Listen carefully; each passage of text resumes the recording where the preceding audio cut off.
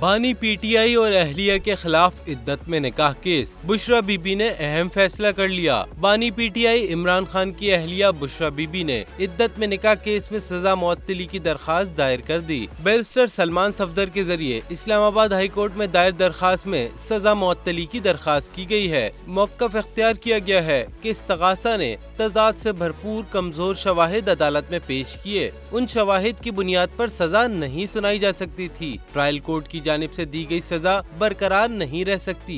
दरखास्त में कहा गया कि बुशरा बीबी को सियासी इंतकाम का निशाना बनाने के लिए जेल में बदतरीन हालात में रखा गया। इंसाफ के तकाजे पूरे करने के लिए जरूरी है कि सजा मुअत्तली की दरखास्त जल्द निपटाई जाए। अदालत से 3 फरवरी की सजा का फैसला मुअत्तल करके जमानत पर रिहाई के अहकाम जारी करने की इस्तदा की गई है।